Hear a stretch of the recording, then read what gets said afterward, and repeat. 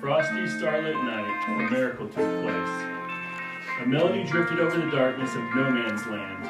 First, O Holy Night, then God Save the King. Peeking over their trenches for what must have been the first time in weeks, British soldiers were surprised to see Christmas trees lit with candles on the parapets of the enemy's trenches.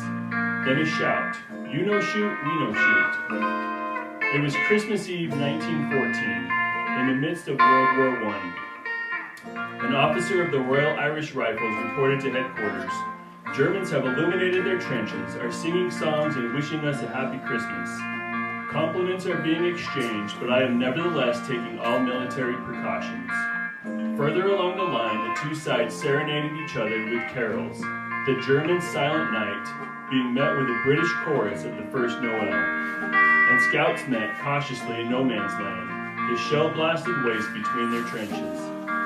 The war diary of the Scott Guard recorded that a certain Private Merker met a German patrol and was given a glass of whiskey and some cigars, and a message was sent back saying that if we didn't fire at them, they would not fire at us. The same basic understanding seems to have sprung up spontaneously at other spots. For another British soldier, Private Frederick Heath, the truce began late that same night, when all down our line of trenches there came to our ears a greeting unique in war. English soldier, a Merry Christmas, a Merry Christmas." Then, as Heath wrote in a letter home, the voices added, "Come out, English soldier, come out here to us." For some little time we were cautious and did not even answer. Officers, fearing treachery, ordered the men to be silent. But up and down our line, one heard the men answering that Christmas greeting from the enemy. How could we resist wishing each other a Merry Christmas, even though we might beat each other's throats immediately afterwards? So we kept up a running conversation with the Germans, all the while our hands ready on our rifles. Blood and peace, enmity and fraternity, war's most amazing paradox. The night wore on to dawn, a night made easier by songs from the German trenches, the pipings of piccolos, and from our broad lines, laughter and Christmas carols. Not a shot was fired.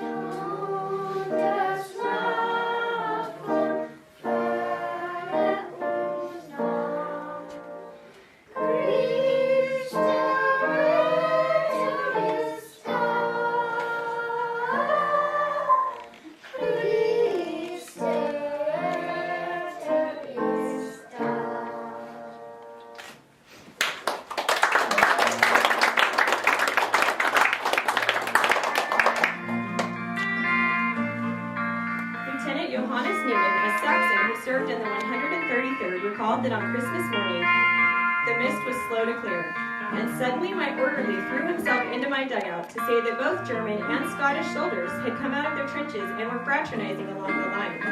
I grabbed my binoculars and, looking cautiously over the parapet, saw the incredible sight of our soldiers exchanging cigarettes, schnapps, and chocolate with the enemy.